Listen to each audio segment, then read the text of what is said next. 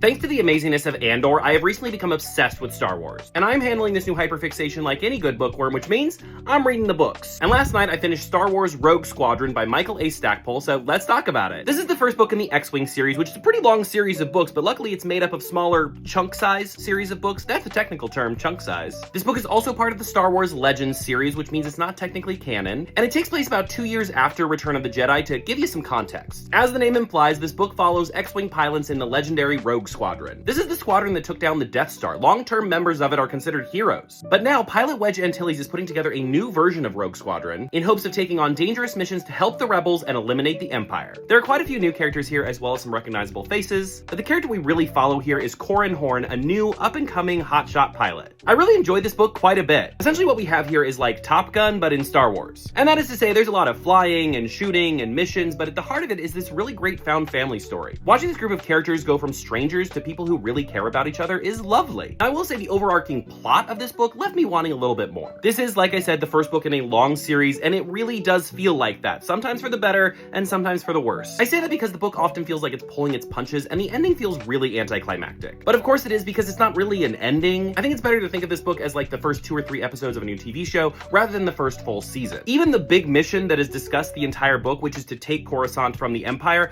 we don't even get to that in this book. Instead, we watch these characters make gradual steps towards that moment. We also get introduced to our 2 villains from this series, which very much reminded me of Dedra and Cyril from Andor. Kirtan Lore is an Imperial intelligence agent who has like beef with Corran, and he reports directly to Isan Isard, who is just like the cold, merciless director of intelligence. All I'm saying is there has to be a deleted scene where the 2 of them go into a room and turn off all the lights. My one other like maybe little complaint, though this is just a me thing, there's a lot of technical jargon about X-Wings and flying X-Wings and repairing X-Wings and just X-Wings in general in this book, and my brain could just not detach from the fact that it was just all made up nonsense. And there is like a lot of it, to the point that eventually it just started going into my head like Charlie Brown's teacher speaking. Wah wah wah wah X-Wing, wah wah wah wah wah throttle. But again, that's on me. That's on me. Overall though, I really did enjoy this book a lot. I gave it 4 out of 5 stars. I think I might even end up enjoying it more than the Thrawn trilogy that I read, but we'll see, we'll see. This book and things like Andor are just further confirming to me the fact that my least favorite part of Star Wars is anything to do with Jedis or Sith or lightsabers in general. Rogue Squadron represents another story about everyday people driving rebellion against fascism. And right now, especially, those are the stories I want more of. Okay, so I have the second book, Wedge's Gambit, right here, but I'm gonna go on a little side quest first. Before I read that, I'm gonna read the first of the canon Star Wars books, A New Dawn. I'm very excited for this. I'm actually watching Rebels for the first time. I'll probably make videos recapping my thoughts after each season, but I know this is a prequel to that, so I think it'll be a lot of fun. I also found used copies of the Jedi Apprentice books. I got the first 4,